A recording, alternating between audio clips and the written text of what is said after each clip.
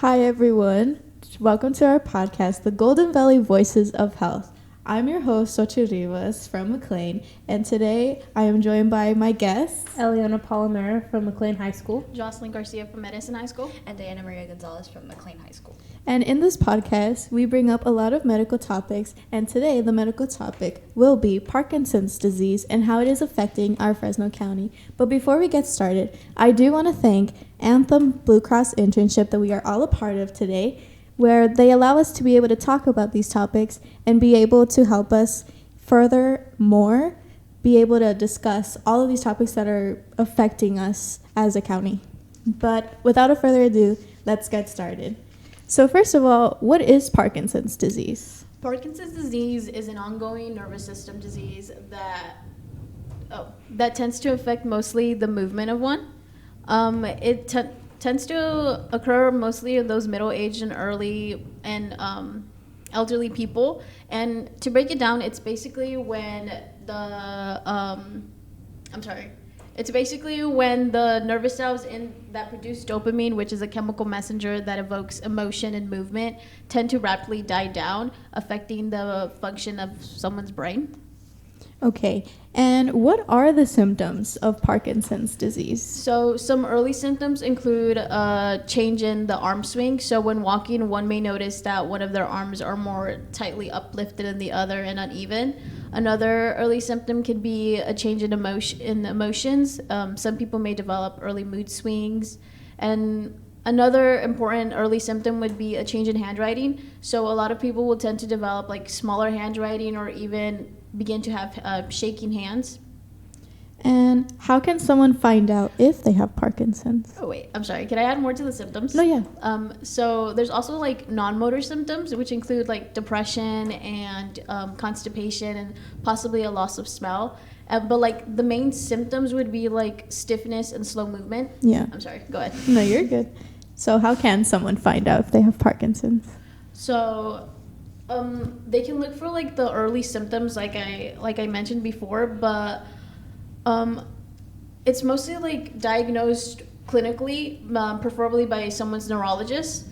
There's like not a specific test that can really help diagnose someone with Parkinson's disease, but there are some like MRIs or DAT scans that can be performed to help like see more of the inside of someone's functioning brain. Mm-hmm. And it's kind of hard to diagnose one with PD because a lot of the symptoms that ones have can overlap with other conditions. And it's really hard also to diagnose those in the early stages and while they're still alive, because there have been some cases where they're able to finally diagnose someone with PD but after they have died. But an example for the misconception of diagnosing someone wrongfully would be Robert Williams. He was a great actor in the movie Jumanji. He was wrongfully diagnosed with PD because his symptoms were really similar to PD, but he turned out to have Lewy body dementia, which has similar symptoms to PD, such as stiffness and like the brain begins to like diminish the way it functions. So because he was wrongfully diagnosed, he unfortunately died by suicide, but had he known he had Lewy body dementia, it probably could have been prevented. Yeah, definitely. And are there any like screening procedures or anything like that that can help with Parkinson's? So a screening procedure is like a set of tests like performed to help diagnose any health issues one has. So the first step would be to, obviously your neurologist would ask you like any medical history questions. They'll ask you about your progression, symptoms, and obviously if you're taking any medication, because it has been found that certain medications taken can cause the symptoms one may be experiencing. Then they'll move on to like physical and neurological exams. They'll do like motor assessments such as balancing tests, handwriting and speech tests, just to like visualize if you're like having a hard time pronouncing words or writing. And then the third step would be screening procedures such as MRIs can help identify or like visualize the inside of the brain. DAT scans, as I said, help visualize the inside of the brain too, but specifically the dopamine system. And then genetic testing can also be produced. And then the fourth step would just be like the follow-up with treatments and appointments to keep up with you. Okay. And are there any, is there a cure for it? Are there any treatments we can do to help with Parkinson's? So there isn't a specific cure, but there is treatment that can be provided. Your doctor, neurologist will probably give you like a plan of a lifestyle. So like they'll tell you to make sure you're maintaining a healthy, balanced diet, exercising regularly, and possibly even avoiding polluted areas, because there have been some cases where people diagnosed with PD have been affected by pesticides in polluted areas.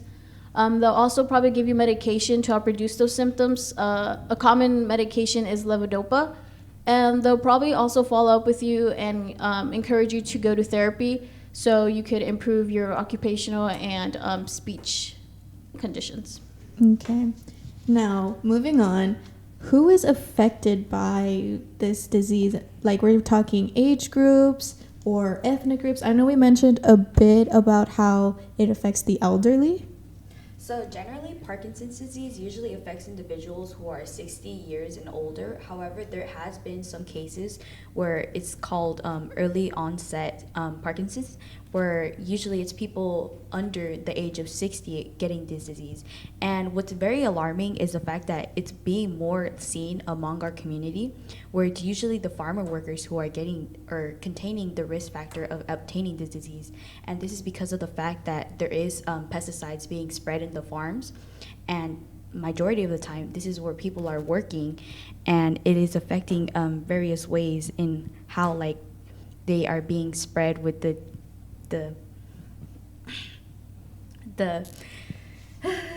You're good. yeah, but they're being spread with this chemical, which is actually affecting them various ways. And in addition to that, when it comes more to like ethnic groups, it's specifically more affecting those with Latin communities and also Hispanic, because of the fact that they are mostly majority of the time working in these fields. It's about 96% of these workers who are actually working within this field. So it is a major part of their communities that are being affected by that. And it's also to add on to the fact that they do come from the low income communities. And because of this, sometimes they generally do live in these areas. So then, along with the other environmental factors with being spread with those pesticides, in addition to that, those pesticides could also go into the well water. And sometimes it's private well water. Because of that, they're getting drinking the water, and therefore they're being having the possible environmental factor that they're getting consuming the water, and then that will also affect them as well. And then usually for when it comes to like generalized, it would be most likely males that are actually affecting or getting affected by this. Is because of the fact that it's social economic factors, such as most of the time it's also males working in the fields instead of rather women. It's actually 50% more likely than women. Whoa. So it is also very interactive where they're actually working in these fields, and because of that, they're always being like on the alert that they have to be alerted that they won't be spread by this specific pesticides that could damage them. And it is alarming because, I'm pretty sure we all live around these, and we probably all know someone who has worked in the fields or know farm workers. And so it's just crazy that it's actually affecting a lot of people. Yeah, and there's like a lot of students. Like I know some people that are working in fields right now. Like it's kind of crazy because if they are like exposed to this pesticide, they don't know that though. It's like, yeah. So we did mention a bit how the Latino and Hispanic communities are being mostly affected by this, but is there any like other families that are being damaged by these, like the agriculture and all that and pesticides? So it's usually families in rural areas. So if you live in a rural area and you are more likely to be exposed to like agriculture, and when there's agriculture there's pesticides, and so all of these families who live in rural areas are going to be affected by this. And then if you have anyone in your family who does, even if you don't, you're going to be affected because that's your loved one, like that's your family. And then if you have anybody or you yourself are working in the fields and doing farm work, you're also more likely to be affected by this because of the pesticides that are being sprayed, and you're going to be continuously exposed to this. And a lot of these families are low-income families because they can't really afford to live anywhere else. So they're just given, like, the short end of the stick. You're going to have to live out here, and you're going to be exposed to all these pesticides. Like, But they don't know that. They just know that they're going to live there. Like, that's the only place that they have. And then most of those families consume, like she said, like Diana said, private well water. And when they consume it, it can't be, like, thoroughly checked. So they don't know that they're going to be drinking water that could possibly have pesticides in it or other bacteria that could cause them illnesses like Parkinson's disease or anything else. So these are the kind of families that will mostly be affected by this. And they're all usually Hispanic. Yeah. So along with that, we are talking about field work and all that. So how much is actually agriculture and field work here in the Fresno County? So when it comes to agriculture, we play a major role actually in the worldwide. Here in the United States, we often are like trading points with Tulare County for at the highest position for agriculture. So we play a major role when it comes to that.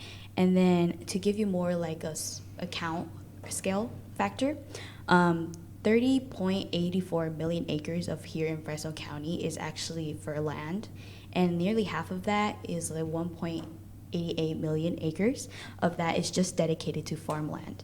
And then the rest of that is usually used for cropland and irrigation. So to put it all in point, agriculture doesn't just play a form in economy as overall, but it also plays a major role when it comes to the factors that, it provides jobs for several of these workers and people, and also the nutrition fact, the fact that multiple people are actually containing these vegetables or the crops in general. So it does implement a lot of a good factor when it comes to like groceries and stuff. So people could actually be very,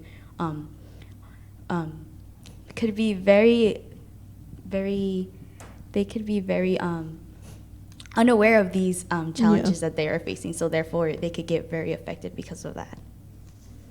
Okay, and since we have been mentioning a lot about pesticides, are there any like specific pesticides that are harming us? So in the U.S., there are two. There's paraquat and manib. So paraquat is actually banned in 70 countries, or around 70 countries around the world. It's not banned here in the U.S. And what it does is it crosses your blood-brain barrier to target dopamine neurons, and this makes it a neurotoxin. And then if you're continuously exposed to it, it'll start to kill off all of your dopamine-producing neurons, and that can lead to Parkinson's disease. Mm-hmm. And it's a very, very lethal pesticide. It's like, I think it's one of the ones that are like mostly banned everywhere because of how the huge link between it and Parkinson's disease. And the manib is banned in Sweden and like a few other countries, not as much as paraquat, but it's still banned. And what it can do is it disrupts essential cellular processes, causing things like energy depletion, where it'll stop the cells from being able to efficiently produce energy, and dopamine cells need it the most, and it really affects them greatly. And it's crazy because both of these are restricted in the U.S., but they're not fully banned, and they're used a lot in the Central Valley, like a lot, because of all the agriculture. And it is crazy, like, why restrict it but not ban it? Yeah, it doesn't really make much sense because it's still going to get used. But I guess they want to keep it in, like, smaller areas. I have no idea. Yeah. So, aside from pesticides, we did mention well water also being a significant environmental factor that can lead to Parkinson's. So, but how many people are actually consuming well water? So when it comes to well water, it's actually a very crucial point because of the fact that it's water usage. So most of the people are actually drinking this water. And there actually has been studies been made, published in 2021 by the Environmental Science and Technology, where they estimated that roughly about 550,000 people are actually consuming this water. And then they also pointed out that significantly a portion of these people are actually from the low-income families as well. So then they are actually being affected because of the fact that it's in the rural areas and they don't really are aware of what they're drinking in fact of that. And then, for instance, in the UC Riverside, they also made a study in 2023 where they found that nearly half of the domestic users for the Central Valley are in those designated areas where they need more resources. So it's usually those areas that are being more affected by those. Okay. Now, moving on, how is this all relating to our community? Like, why is it so important that we talk about this? So the Central Valley is really known in the U.S. for producing so much agriculture. We produce around 11.6 billion pounds of grapes and 2.7 to 2.8 billion pounds of almonds. And if we didn't have farm workers, we wouldn't be putting that much output, that much produce. And then Fresno and Tulare, like Diana said, they trade spots a lot in the U.S. for being the top ones who are putting the most agricultural product. So these farm workers are hardworking people who we should care about. We should care about their health. And they're putting their health at risk without really knowing. And then if you even take that away and you're like, okay, well, maybe they do know.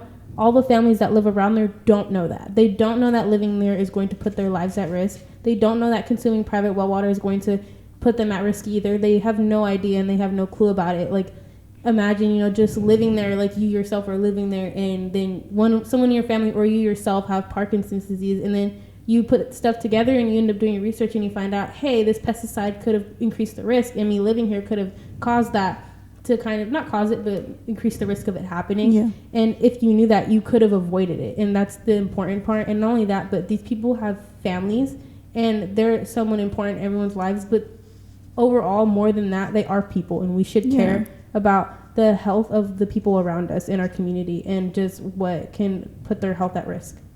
Definitely. Now, is there anything we could do to decrease this risk? Like, there has to be something.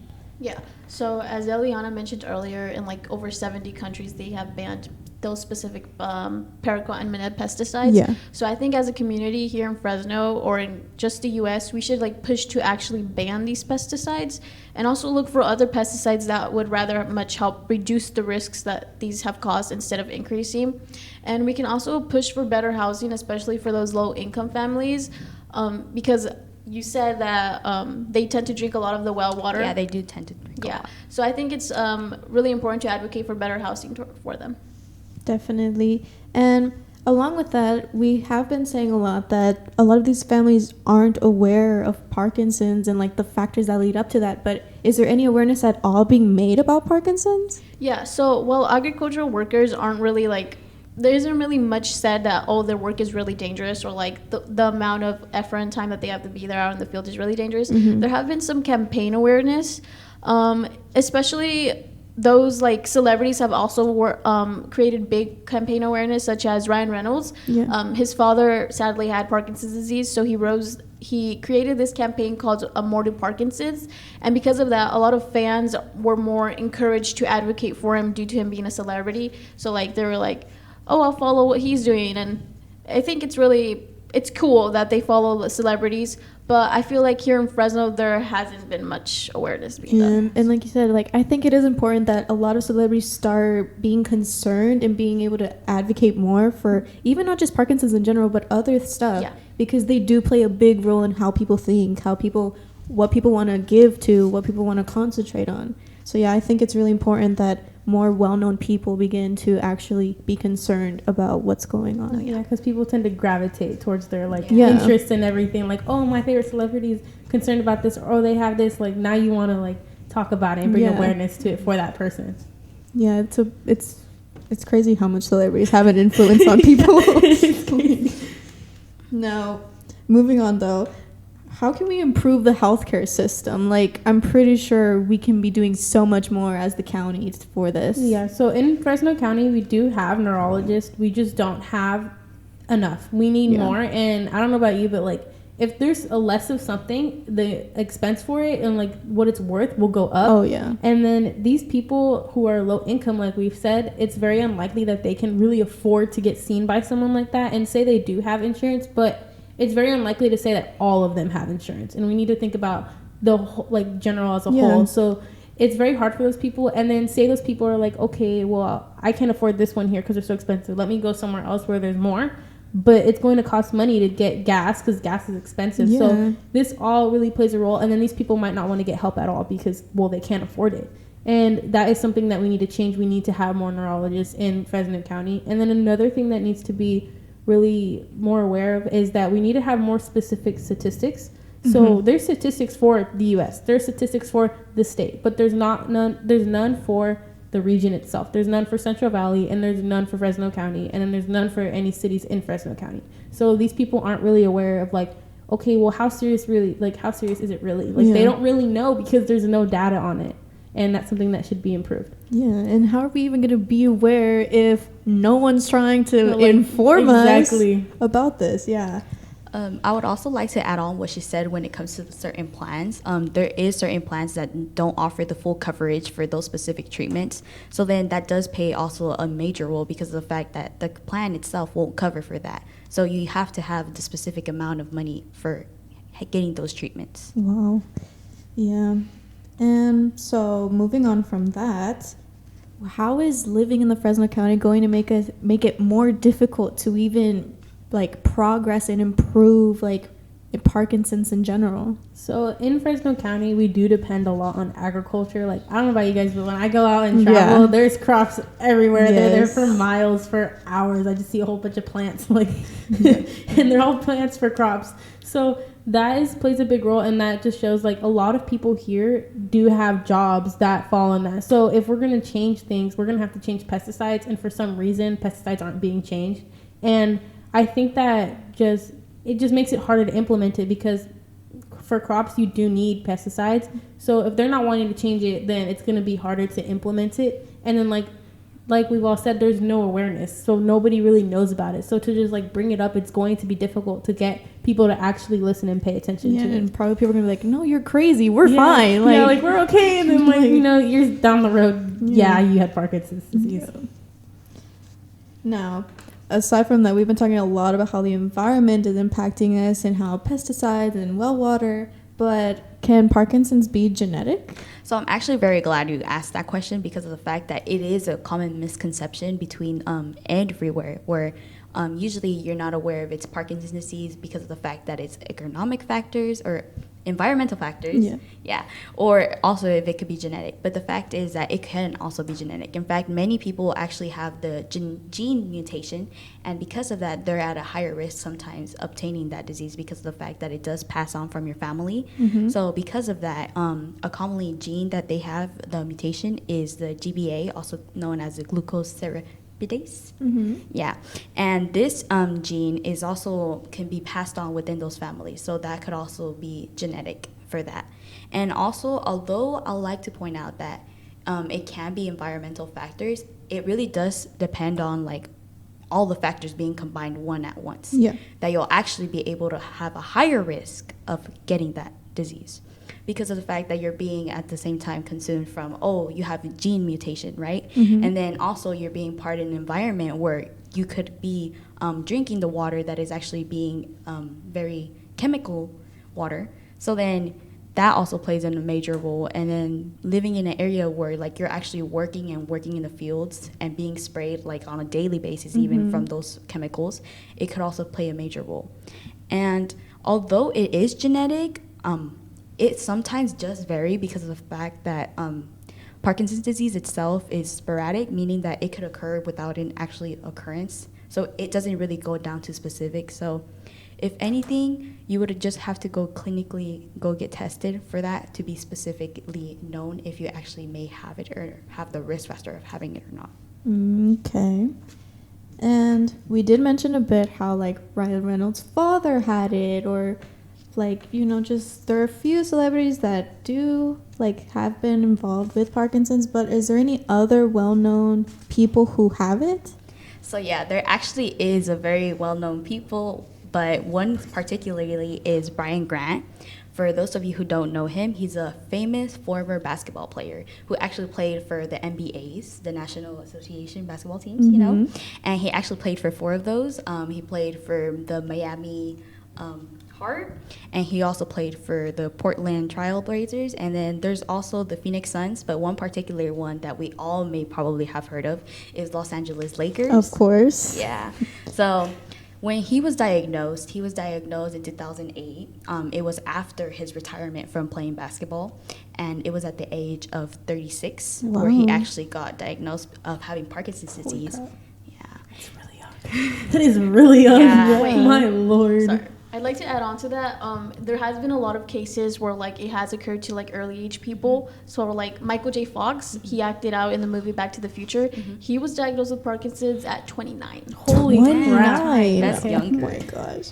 But yeah, it probably could be of the gene mutation. Who knows? Yeah. Or environmental factors. Or Both. environmental factors. It could be both. Yeah. It could be both. Or it could be all at the same time Yeah, as well. exactly. Yeah. But when it comes to Brian Grant himself, he has really spoke upon because of the fact that he has Parkinson's disease, and he is currently living on with that as well.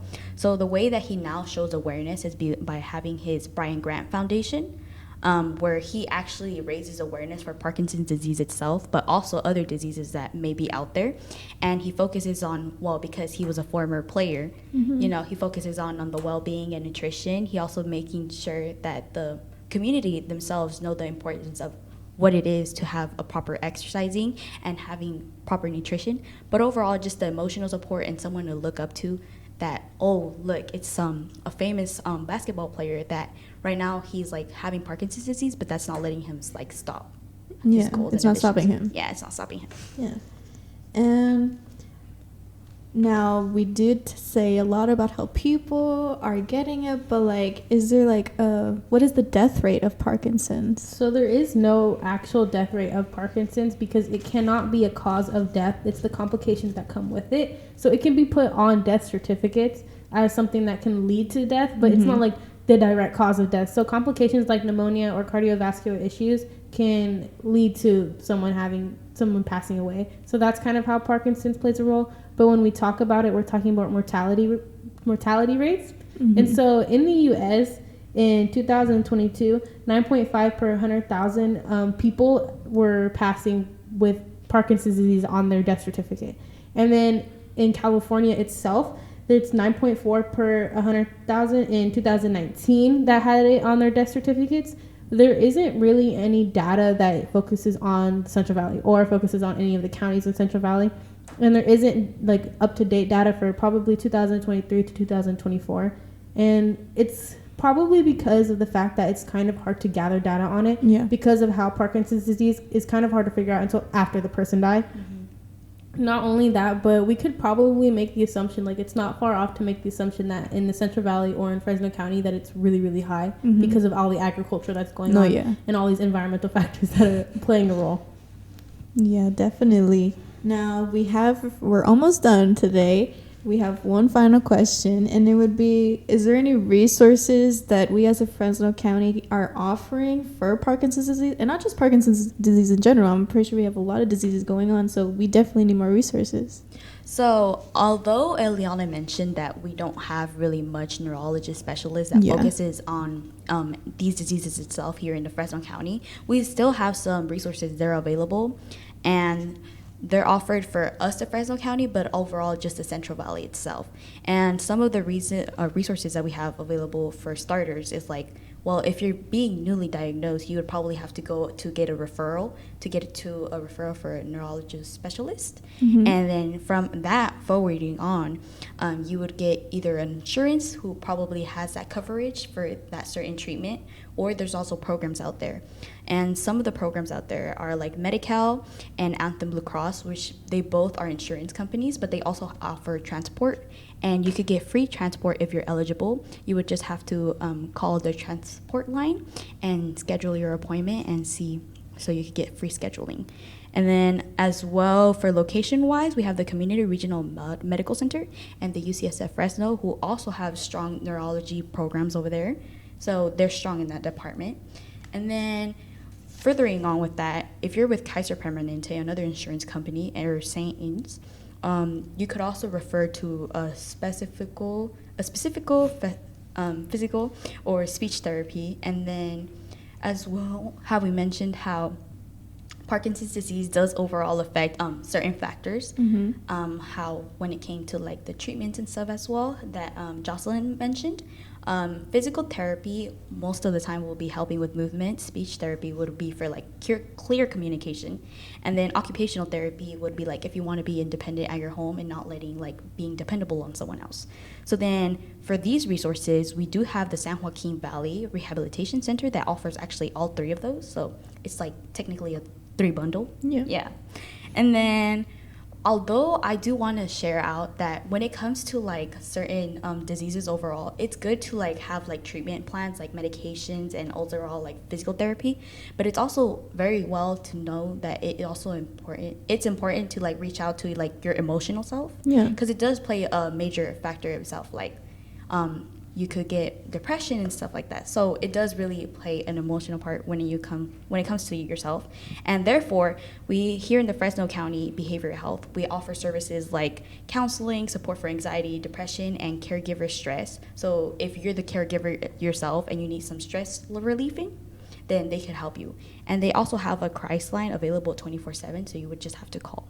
And overall, I would like to sum up that help is out there and you could reach out. It's just based off you taking the first step and being able to make that call and stay connected with those resources that are actually available within our community. No, I like that. Yeah, it's definitely true. And I like that you said, like, even our internship themselves do have resources that are helping our community. Mm-hmm. And we do need to make sure we concentrate on not just the physical side of what this disease is causing and other diseases are causing, but also the mental side. Because I feel like we focus so much on the physicality of stuff that we sometimes forget that our mental health is also just as important. Yes.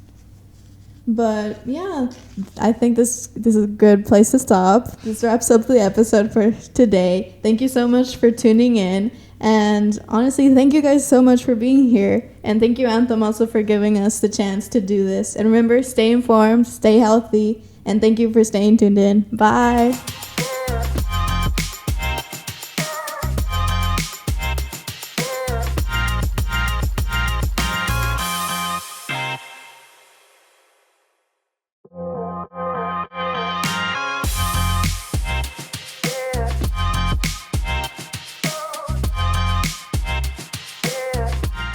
Hello, everyone, and welcome to Health in Your Hands, the Medi-Cal story.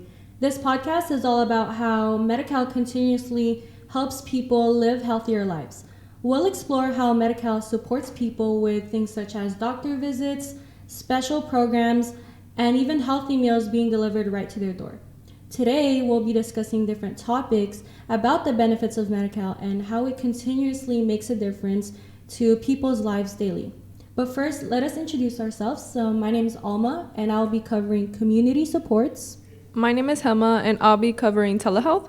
My name's Juan, and I'll be covering homelessness. My name's Amy, and I'll be covering doulas. But before we get into that, I'm going to go over what Medi-Cal is, some statistics regarding Medi-Cal, and who's eligible for Medi-Cal. So Alma, what is Medi-Cal? Medi-Cal is California's Medicaid healthcare program. And so it pays and covers a variety of medical services for all ages, ranging from children to adults who generally have very limited income and resources. Some requirements for eligibility for children or adults is it's based on your income, the amount of income you receive. It's also if you're in other programs, because when you're in other programs, you receive benefits from those programs. And so you might not be able to join Medi-Cal because you're already receiving benefits. It's also if you're 65 or older, blind, disabled, under 21, pregnant, residents of skilled labor, nursing, or intermediate care homes, parents or caretakers of disadvantaged children under 21, and people who are diagnosed with breast or cervical cancer. But some statistics regarding that is, Juan. Oh, some statistics regarding that, for that is, as of 2025, 533,160 of the Fresno's population, which is about 55% members who have Medi-Cal. More specifically, 145,000 members are a part of Anthem Blue Cross Medi-Cal in Fresno, which is 27% of Fresno's people with Medi-Cal with Anthem. And these statistics can vary because we do have in Fresno, a lot of people are experiencing homelessness, and so they may not get the resources or be able to know what Medi-Cal is or be able to gain or get those benefits from Medi-Cal because they don't know of some things, or they're not in Anthem, or they generally don't know about what Medi-Cal is. So, Juan, what is homelessness?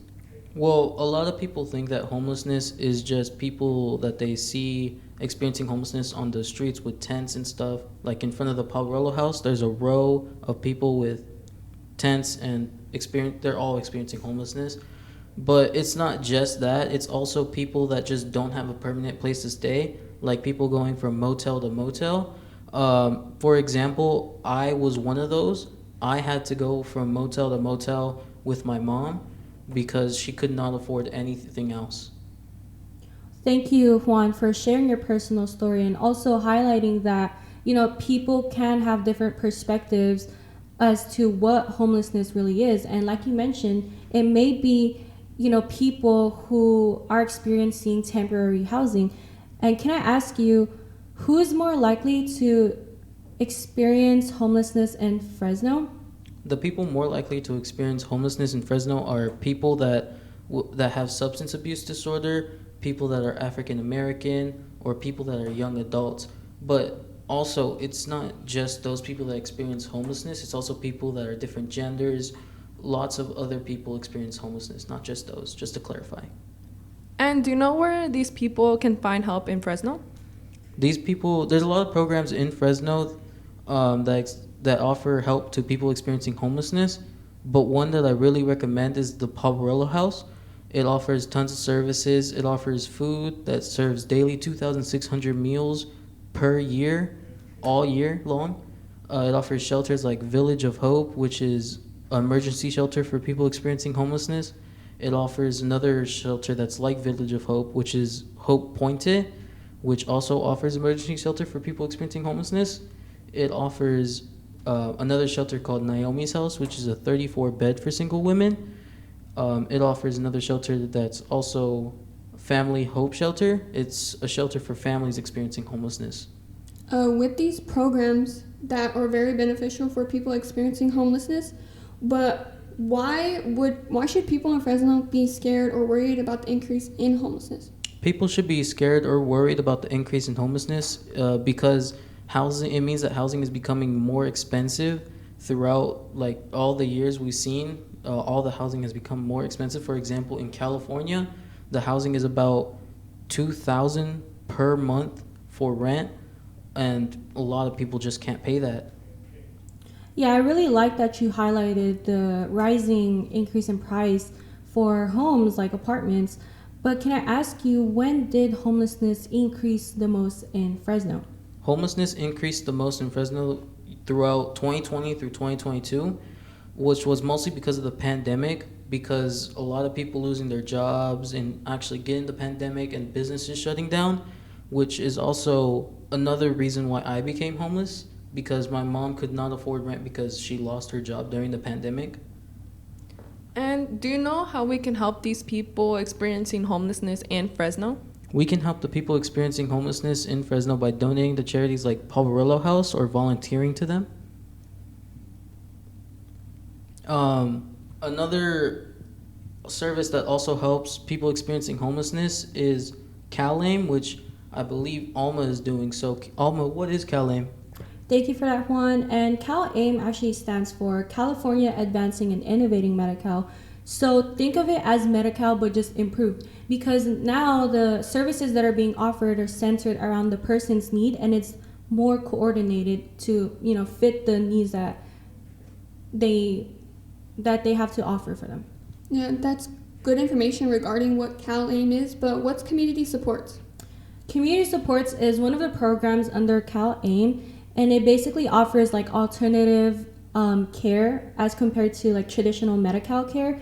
And there are 14 approved services that can be divided into 6 sections. One of those sections is housing and homelessness. So there is housing transition navigation services, housing deposits, housing tenancy and sustaining, as well as rehabilitation. So basically, with all these services, it can help people experiencing homelessness, right?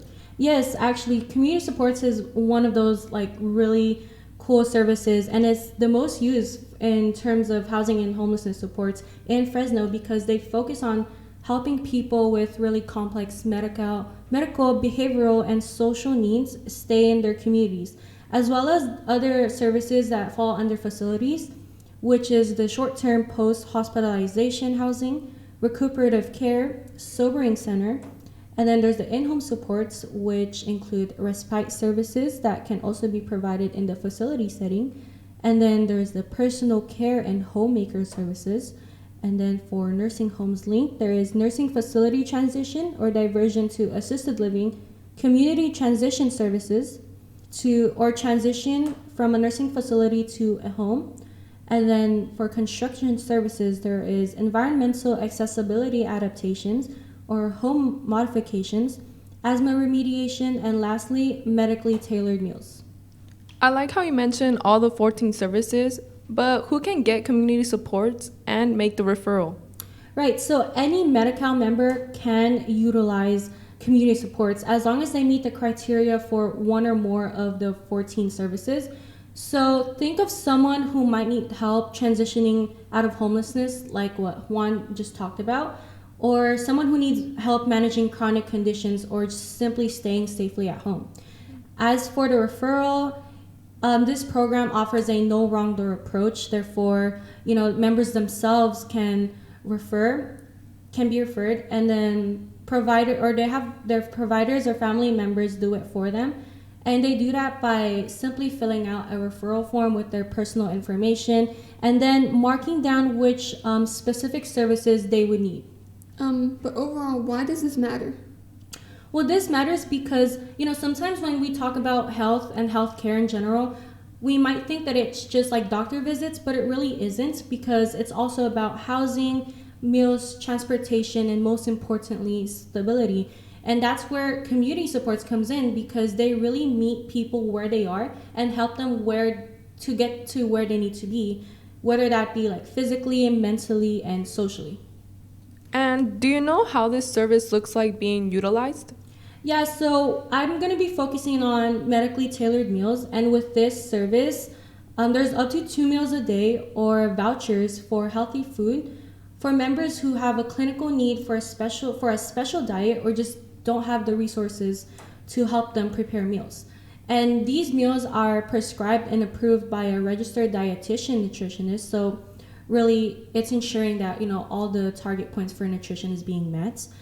And the target population for the service are those who are socioeconomically disadvantaged or those with food or nutrition insecurity, as well as specific health conditions like diabetes, heart disease, and kidney disease. And to put this service into perspective, let's say we have a case where there's a woman named Maria and is 65 years old, and she lives in Fresno. So she has diabetes and just got out of the hospital.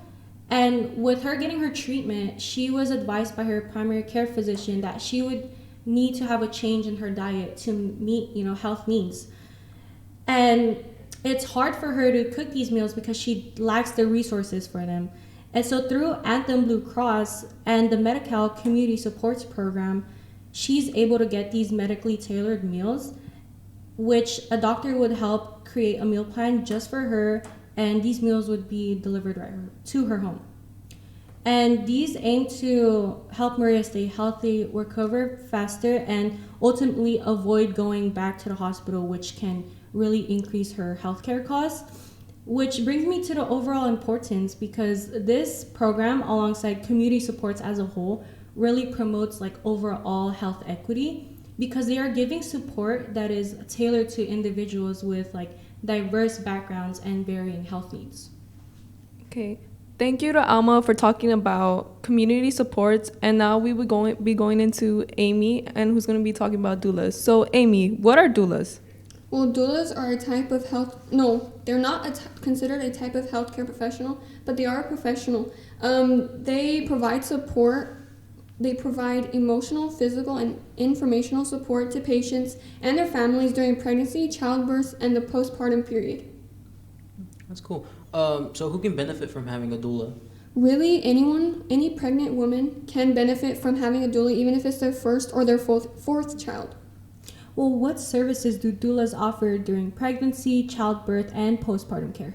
Well, some services that are offered and covered by Anthem Blue Cross are that you do get one initial visit just so that you can get comfortable with your doula, and it just basically establish that relationship at first. And then you also have 8 additional visits that can be combined with any prenatal or postpartum visit. Then you have support during labor and delivery, including stillbirth or if you have an abortion or miscarriage.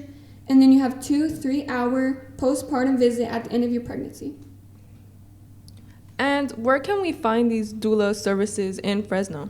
You can find these doula services in Fresno at Fresno Bee's Birth and Baby, Maya's Bee's Birthing Services, and then Mommy's Helper Postpartum In-Home Help Services. But you can also, if you don't know where these are located, or you want to ask your OBGYN or a nurse or someone, they can also give you those resources so you can contact a doula. So, when is the best time to get support from a doula? The best time, it kind of just depends on the person's preferences. If they catch their pregnancy early on in their first trimester, or they're comfortable with having or allowing a doula to come in on their first trimester, which is roughly about 6 to 12 weeks, then they will get it in their first trimester. There's no, like, you can get it in your first, but most people get it in their second when they're more comfortable with their child, which your second trimester is roughly 13 to 27 weeks. And that's when you're able to get like ultrasounds, and you're able to hear the heartbeat of the baby, and the doula could be there to support you. But you can also get it in your third trimester, which is 28 weeks to 40 weeks roughly. And this is when you can, even though it's like later on in your pregnancy, you're still able to get that doula and get that support that you need. And how is a doula different from a nurse or a midwife? A doula is different than a nurse or a midwife because a nurse or a midwife is considered a healthcare professional, and they do deliver your baby, and they have that kind of certifications and like schooling that they need, that they can do that for you. But a doula doesn't. It's just there for your emotional support and to give you resources that you would need, or to help you in any way possible throughout your pregnancy. Right, and so far you've mentioned really vital information about the role of a doula. Can you elaborate more on why is having a doula important for a pregnant woman? I also believe that it's very important for a doula to have, for a pregnant woman to get a doula, because they can help with easing the stress and the pain of labor. They help women go through pregnancy and give them the support and resources, and can help them go through their contractions or get in a comfortable position so that their contractions aren't as bad or hard. And then they can also give them the resource or support, like, okay, they can go get the nurse if needed, or they'll just be there with you too, that you won't be alone. You'll have someone there, the doula, and it'll be there throughout your whole pregnancy, and it'll be an amazing experience and connection you can gain.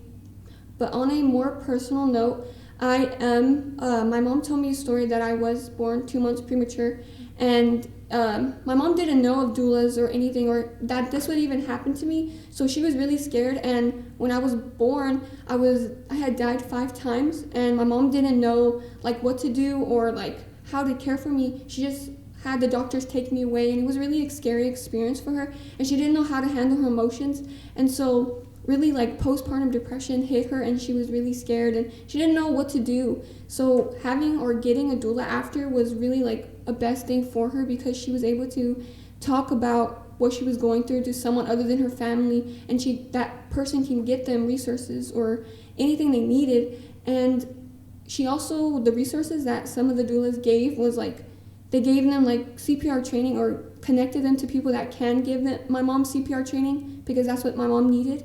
And then also how to care for me with having like all the monitors and tubes connected to me. And it was really overall just a scary experience having me in the hospital like 2 months after. I couldn't go home, but my mom had to go home. She couldn't stay in the hospital. And so having the doula just overall just really helped support her throughout her pregnancy. And it was just, she wouldn't change not having a doula. It was really important. But do you guys have any experience with doulas? I actually do. So my sister-in-law, she was gonna have her second baby, and basically she ended up birthing the baby, and that's when the doctor saw that her placenta was inside still, and so a nurse had to like shove her hand and like grab the placenta, and this caused her a lot of pain, and she like almost died from it. So that's when she was like falling into postpartum depression after that. So that's why I do really think it is important for a pregnant woman to have a doula, like just like your mom. She fell into postpartum depression. So yeah, that's why I think it's like really important as well. I don't have any personal experience with a doula, but when I was a baby and I was barely born, my mom told me that I had an illness, that I was supposed to die when I was a baby. And I feel like knowing all that stress that was put onto her, a doula really could have helped her deal with all that. Yeah, thank you guys for sharing your guys' personal experiences. And it really goes to show the importance of having a doula. You know, with you guys mentioning postpartum depression, I could just imagine how traumatizing it was for, you know, your guys' loved ones to go through that. And it really goes to show that a mother's, their own mental being, mental, physical, emotional being is more important, because, you know, how are they able to give that care to their child if they are not able to get that care for themselves? So thank you guys for highlighting that. Yes, and to add on, like, if you are pregnant, and because there's a lot of pregnant women who do, like, their feet swell, or they have a lot of, like, things, and they need to get bed rest, and they be put on bed rest, they can't go to work, or they can't do anything, and telehealth would actually be really beneficial for them, because they could just do everything online. So Hema, what is telehealth? So telehealth is using technology like computers and smartphones to get healthcare services, which can be done remotely without having to physically visit a doctor. So when is it medically appropriate for someone to visit or use telehealth? Well, someone should use telehealth when they have a minor health concern, need a follow-up, or aren't feeling well enough to visit a clinic in person. However, if a condition requires a hands-on physical exam, test, or urgent treatment, it is medically necessary to visit a hospital or doctor's office instead. And also, telehealth can be very helpful for people who don't have transportation, and it allows them to get access care without having to leave their home. And in this medically necessary situation, people should use telehealth to receive treatment, advice, or follow-up care when in-person visits aren't available. Right, and I think it's really cool that, you know, individuals are able to access care without leaving their home. But can you tell us, where can people access telehealth services? People can access telehealth services through their phone, computer, iPad, or mostly other electronic devices. This makes it very convenient and flexible for a patient. It is especially helpful for people who live in like faraway areas or isolated areas. And in those places, getting to an appointment or clinic can take a long time or may not be possible. And telehealth allows them to get that access care they need from home. But overall, why is telehealth important for healthcare today?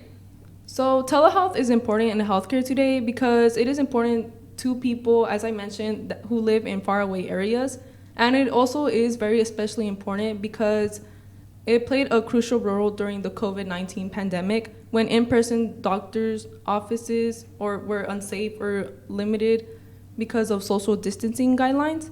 And many people were left without access to routine or urgent medical care, and telehealth provided a practical and effective solution by allowing patients to consult with healthcare providers remotely. So, with all this, who can use the telehealth services? So anyone can use telehealth services as long as they have the technology to use it.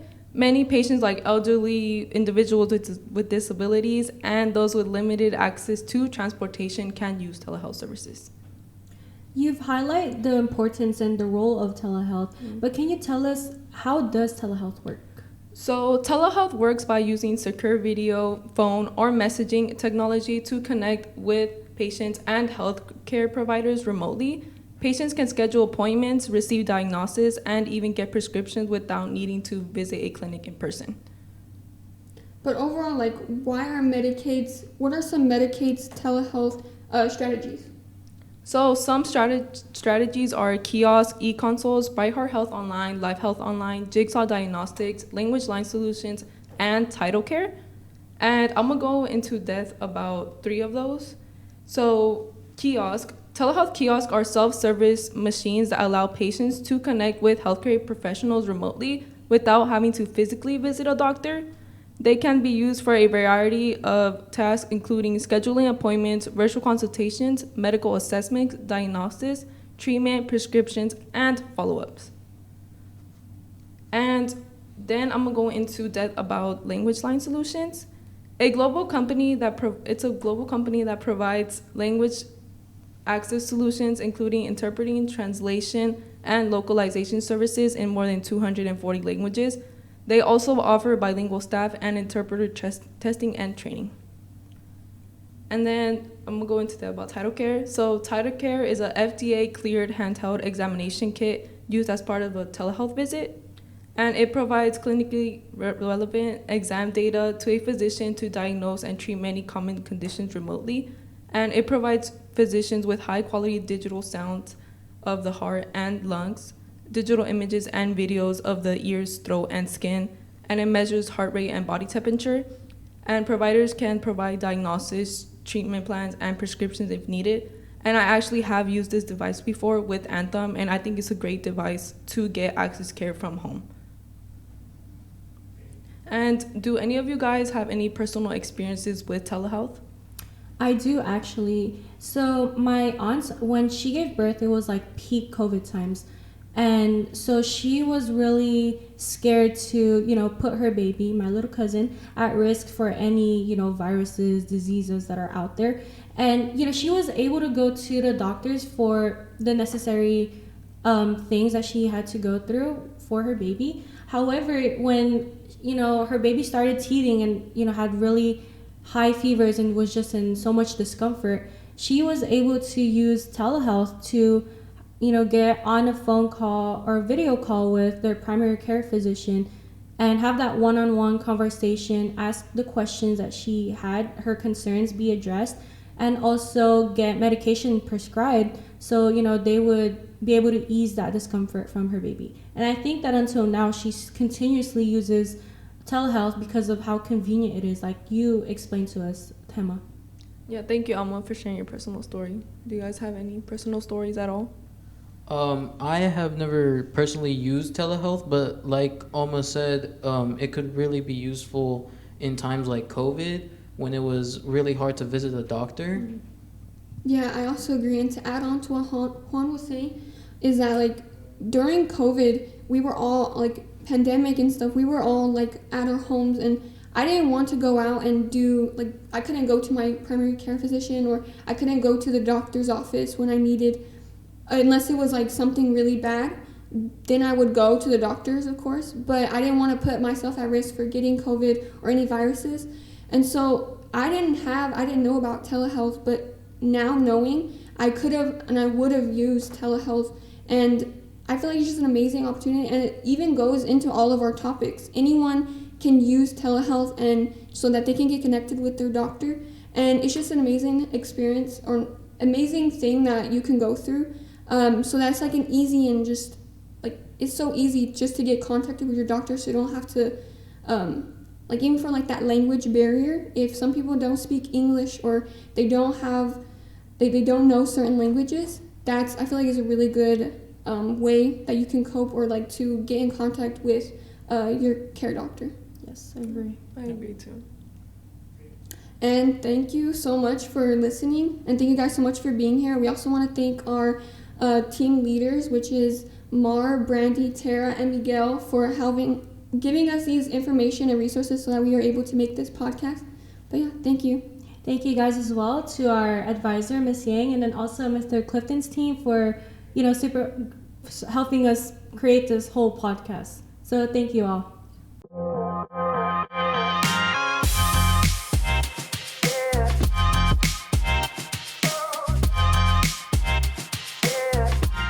Hello, everyone. Welcome to Anthem Blue Cross sessions. Today, I'm your guys' host, Emily, a student from Duncan, as well another student from Duncan. We have Cynthia. And students from McLane. Jaden. Mia. And today we will be discussing about the health and safety improvement needs in our community. So the first question I have for you guys today is, how do you guys plan to advocate for your guys' community? We plan to do that by doing a community health assessment. And can you elaborate more on the community health assessment? A community health assessment is a process to understand the health of a community by collecting and analyzing data, and it's also a step in a community health improvement plan. Okay, and how do you guys plan to do the community health assessment? We plan to do this by doing photo voice. And can you guys elaborate more on photo voice? Yes, photo voice is a research method where people can use photography or videos to tell a story reflecting their lives, experiences, and concerns, advocating for change. So on the topic of photography, do you guys have any photos you would like to share today? Yes, I actually have 2 pictures I would like to share with you guys today. My first picture is a neighborhood playground where children play and team groups host games. From the outside, nothing really seems wrong with this, But when we take a closer look at it, we could see the dust that the playground has collected over time, causing illnesses.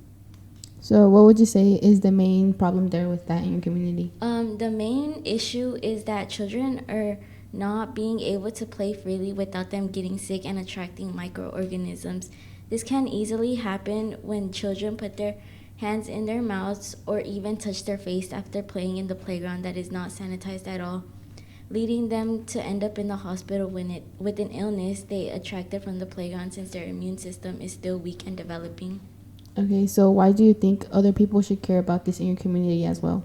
I think other people should care about this because at night people go to the neighborhood playground and use it as a shelter, causing children to get sick with influenza and other illnesses from using the playground the following day. Okay, so you have mentioned the problem, but what would you do to take some actions to help improve this?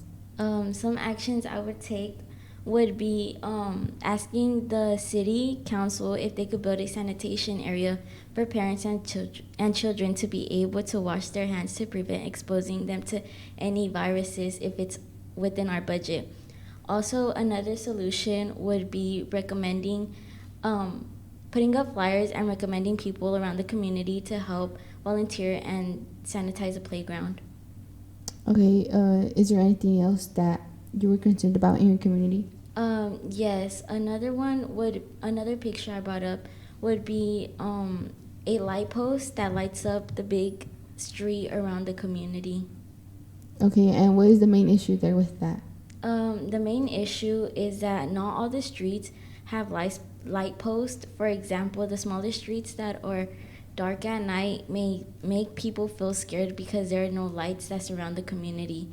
There might be a little light at times from the porch lights, but sometimes people don't turn those lights on, causing people to feel unsafe around the community, especially if they aren't from there. Okay, and who does this affect mostly in your community? This affects like it could affect the elderly people since like some don't really have great vision. Okay, and what are some steps you would take to help improve this situation in your community? Some steps I would take would be having people petition and then taking that petition to the city council, seeing if they could put up more light posts, and then also having people turn on their porch lights for the safety of other people as well.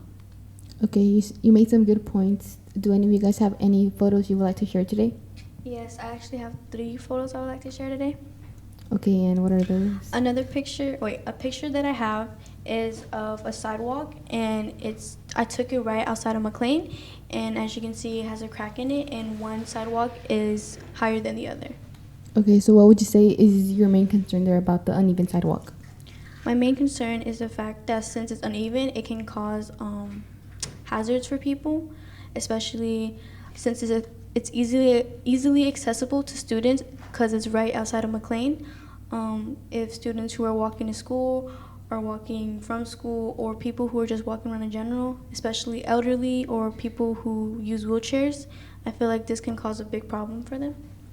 Okay, so you brought up elderly people, and how does it affect them? Because of the fact that elderly, a small trip like that can cause them to be hospitalized, and when elderly are hospitalized for too long, they can get a higher risk of getting hospital-acquired pneumonia, and which can be deadly and lead them to a death. Other than that, speaking of that, would be disabled people. Since it has a crack on it, and people who are in wheelchairs, they don't have the luxury to just skip over it, and that can be a problem for them, especially if there's a lot of like people and foot traffic in. Okay, so why do you think other people in your community should care about this concern as well? Because of the fact that sidewalks are an important thing in the community. They allow people to travel safely, and it should be inclusive to everyone, including people who have disabilities. Okay, so what would you do to help improve this concern in your community? I would do a petition and get people to sign it, and give it to the city council for them to either do concrete grinding or just replacing the concrete in general. Yeah. Another picture that I also brought here today is a picture of two garbage cans that have graffiti on it. And how is that a concern that got brought up to your attention? The fact that I took this picture right in my neighborhood, and personally, when I see graffiti, especially if it's gang related, I tend to feel unsafe, and I tend to like kind of avoid those areas. So the reason why I see an issue on this is because it can affect residents and also local business owners, because of the fact that nobody wants to live in a place that's like dirty. So if graffiti on housing can also scare away any people who are looking for housing, and it can also damage businesses because it can reduce customers from coming to places that have graffiti on it. Okay, so you made some good points, and what would you do to help change this in your community? I would think we should do, since police have bigger issues or bigger crimes to deal with, they can't really come to smaller crimes. So maybe we should do a small crime unit that's dedicated to specifically smaller crimes like this. Yeah, dealing with graffiti. But if that can't work, we can also do a community neighborhood removal crew. Okay, and what is your last picture you'd like to share today? The last picture I would like to share today would be a picture of litter. And as you can see, there's just a lot of litter on the floor. And one of the litter is specifically a buzzball. And if you don't know what a buzzball is, it's basically alcohol. Okay, and why did this concern you about your community? Because in general, litter is bad for the community, and it's bad for animals, it's bad for people, especially kids who are playing outside. It's just in general bad for the environment. Okay, and who does this affect mostly? Back to what I was saying, it mostly affects, like, it can affect everyone, animals, people living in their environment, and people who are driving, because it can block pathways and even cause pollution. Okay, and what would you do to help change that in your community? I think we should do litter campaigns that allow people, especially students, if they want to get volunteer hours, to volunteer by cleaning up the neighborhood and getting rid of the litter, because it can give them volunteer hours and also clean up the community. Okay, you made some good points in your photos. Does anybody else have anything else to share? Yes, I have a picture of a canal near here in McLane. And what is the main concern there with the canal? The concern is that people have a big risk of drowning or need of rescue, because many families they go on the walks, they ride their bikes on it. Okay, and who does this affect mostly? This affects anyone who likes to go on a walk or passes through there.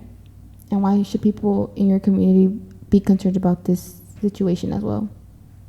I think they should be concerned because it could be someone from their own family. They could trip in, or they can like lose their balance and just fall right into the canal, and that water is always filled up to the top, so it can get hard to get out.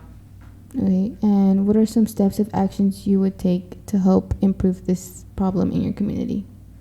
I could put flyers telling the community that they should come together and speak up of their concerns, and put railings up and to be heard by the city. Okay, you made some good points. Is there another picture you would like to share today? Yes, I have another picture. It's an abandoned home near an elementary school and McLane High School. And what is your main concern there with that?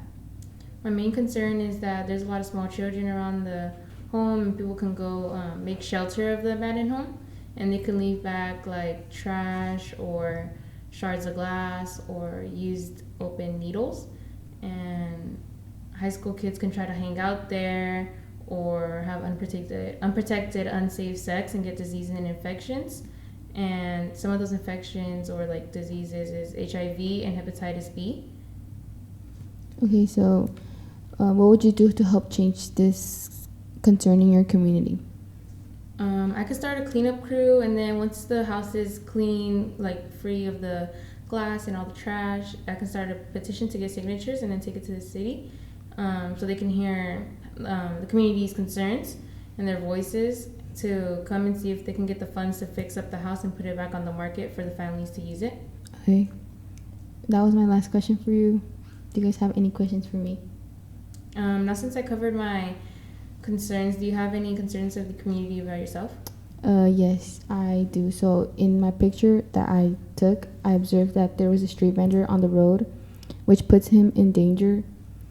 And there was cars passing by fast, and well, that's dangerous for them. And we could help by improving this by adding speed bumps and extending the sidewalks, which would help the street vendors as well, and as well as people in wheelchairs, so that it could be accessible to everyone. And yeah. Okay, so that's it. Okay, so thank you for tuning in today's episode of Anthem Blue Sessions, where we discussed about the health and safety improvements of our community. Whether it's a cracked sidewalk, graffiti on the walls, or trash on the sidewalks, these everyday details matter more than we think. These details shape how safe we feel, show how active we are, and how connected we stay. Remember, a healthier community doesn't just happen on its own. It starts with us. Notice what needs fixing, lend a hand, and work together to create safe spaces where we feel supported and safe. And we would like to thank Anthem Blue Cross for giving us this opportunity to advocate for our community, and thank you for listening.